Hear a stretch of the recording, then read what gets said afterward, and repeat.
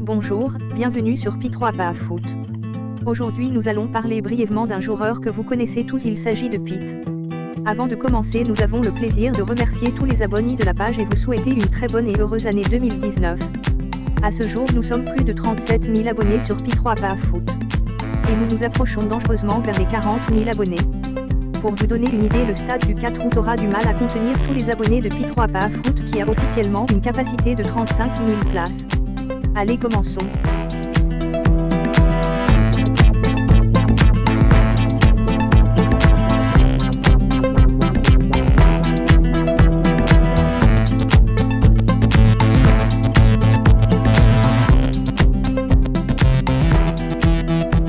Jonathan P3PA, de son nom complet Benawendian Jonathan P3PA, né le 12 avril 1986 à Ouagadougou, est un footballeur international burkinabé, qui évolue au poste d'attaquant au Paris FC. Formé à l'Académie Planète Champion International de Ouagadougou, il rejoint l'Europe en 2004 en s'engageant avec le SC Fribourg.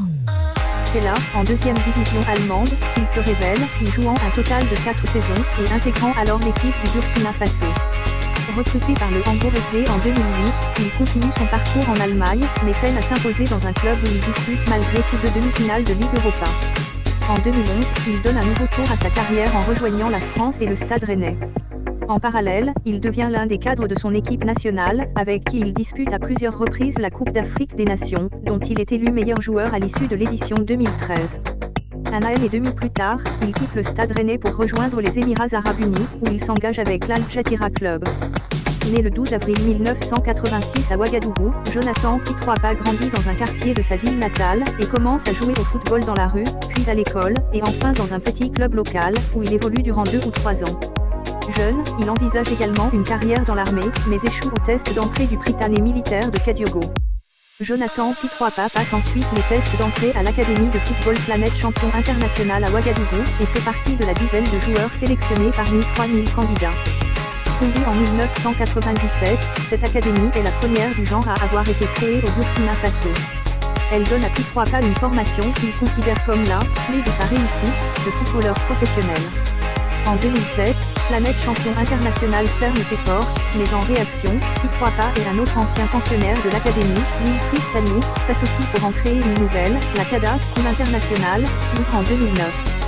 Le père de Jonathan, Jean-Baptiste P3PA, en devient l'administrateur délégué, jusqu'à son décès en janvier 2014.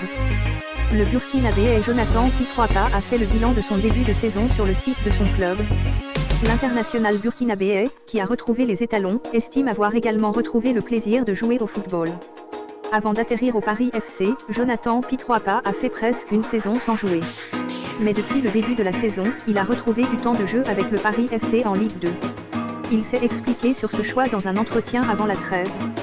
Je voulais rejouer au football, retrouver du temps de jeu en enchaînant les matchs et prendre du plaisir.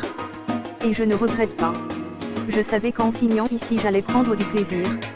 Le fait que je puisse m'entraîner quelques semaines la saison passée m'a permis de connaître l'équipe.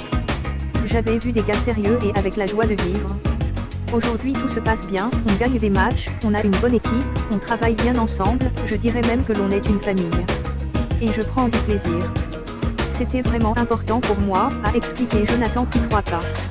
Vu les qualités que le joueur avait montrées en Ligue 1, c'est une surprise de retrouver Jonathan P3PA, 3 ans après, en Ligue 2.